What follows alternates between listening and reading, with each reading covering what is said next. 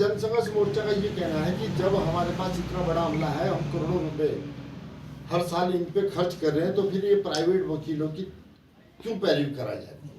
यहाँ पर जो मामला है, जन संघर्ष मोर्चा अध्यक्ष एवं जीएमवीएन के पूर्व उपाध्यक्ष रघुनाथ सिंह ने पत्रकारों से वार्ता करते हुए कहा कि सरकार द्वारा विद्युत उत्पादन करने वाली सरकारी व गैर सरकारी कंपनियों पर वर्ष 2016 से वाटर टैक्स अधिरोपित किया हुआ है, जिसके तहत एनएचपीसी, टीएचडीसी, अलकनंदा हाइड्रो व यूजेवीएनएल, भिलन पावर आदि कंपनियों से विभाग ने लगभग 2000 करोड़ रुपए लेना है। सरकार द्वारा वर्ष 2012 में इलेक्ट्रिसिटी जनरेशन एक्ट के तहत प्राइवेट व सरकारी जल विद्युत कंपनियों पर वाटर टैक्स लगाया गया था।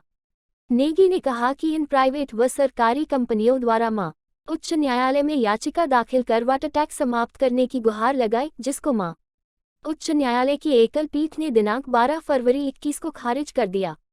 उक्त के पश्चात इन प्राइवेट कंपनियों द्वारा उच्च न्यायालय में स्पेशल अपील दायर की गई, जिस पर उच्च न्यायालय की खंडपीठ द्वारा 2 अगस्त 21 एवं 12 जुलाई 21 के द्वारा उक्त आदेश के क्रियान्वयन पर रोक लगा दी, यानी सरकार द्वारा की जाने वाली टैक्स वसूली पर रोक लगा दी गई।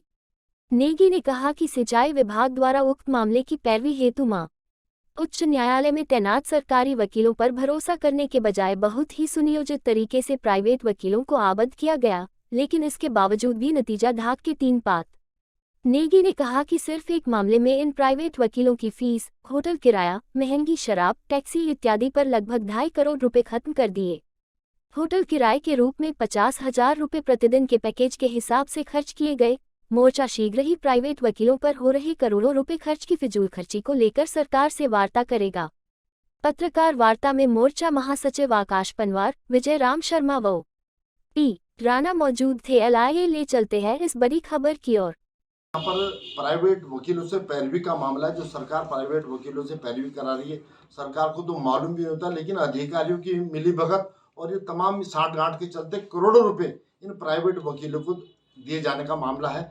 ये मामला दरअसल जो वाटर टैक्स है, इलेक्ट्रिसिटी जनरेटिंग एक्ट के तहत 2012 का जो है, उसमें 2016 से वाटर टैक्स वसूलने का एक आदेश जारी किया गया था सिंचाई विभाग की तरफ से, और उसमें चाहे वो निजी क्षेत्र की जल विद्युत परियोजनाएं हो, चाहे प्राइवेट हो या केंद्रीय एजेंसियां हो, लगभग इन पे 2000 करोड़ रुपए हमने लेना है, इनसे जो वाटर टैक्स लेना है। लेकिन उसके लिए इतना हाई कोर्ट में इतना बड़ा हमला है, महाधिवक्ता और तमाम जो सरकारी वकीलों की फौज है, उससे पैरवी न करा करके अधिकारी और जो मंत्री हैं संबंधित, उन्होंने प्राइवेट वकील एंगेज किया, और उसमें लगभग 2.5 करोड़ रुपए उनके, चाहे फीस की बात करें, शराब की बात करें, उनके अकोमोडेशन की बात करें, टैक्सी किराए की बात करें, उसमें 2.5 करोड़ रुपए एक केस में खर्च हुआ है।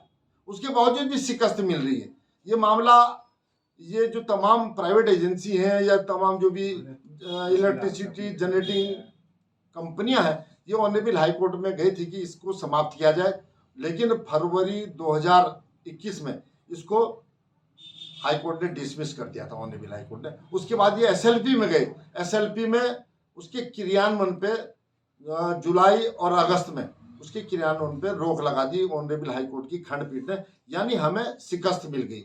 अब हमें उनसे टैक्स जो लेना था हमें, उस पर रोक लग गई। इस तरह से प्राइवेट वकीलों से पैरवी कराने के बाद भी और महंगी से महंगी शराब पिलाने के बाद भी ये केस हमारे फेवर में नहीं आ रहे, तो ये बड़ा दुर्भाग्यपूर्ण है। इस मामले को लेकर के जनसंघर्ष मोर्चा हम बहुत जल्दी माननीय मुख्यमंत्री जी को अवगत कराएंगे कि जब एक एक केस में 2.5 करोड़ रुपए खर्च हो रहा है, तो और केसों में क्या स्थिति होगी।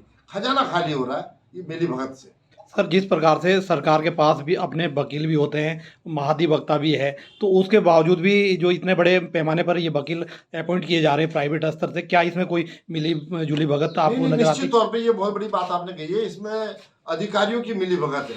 मंत्री लोगों को कुछ पता नहीं है क्या हो रहा है इस प्रदेश में। मंत्री तो इस मामले को देखते तक नहीं है, क्योंकि उनका अपना संसाधन नहीं। अधिकारी सब मिल करके ऐसी व्यवस्था बना देते हैं कि प्राइवेट वकील हमने आबद्ध करने। इससे कितना बड़ा नुकसान इस प्रदेश को हो रहा है। गरीब प्रदेश है, संसाधन कुछ है नहीं, तो ऐसे में ये दुर्भाग्यपूर्ण है। सर, काफ़ी समय से देखा जा रहा है कि जनता को भी और न्याय के लिए जो है हमेशा कोर्ट की तरफ देखना पड़ता है। कोई सा भी मामला है कोर्ट के बिना हल नहीं हो रहा है, तो आखिर जो ये सरकारें बैठा रखी है, चुन के भेज रखे, इनका क्या औचित्य है? दरअसल सरकार और जो जनप्रतिनिधि जो चुन के भेजती है जनता, ये सबसे बड़ी जनता की भी इसमें गलती है कि ऐसे गैर जिम्मेदार लोगों को ये जनप्रतिनिधि बनाती थी जो उनका पक्ष नहीं रख पाते।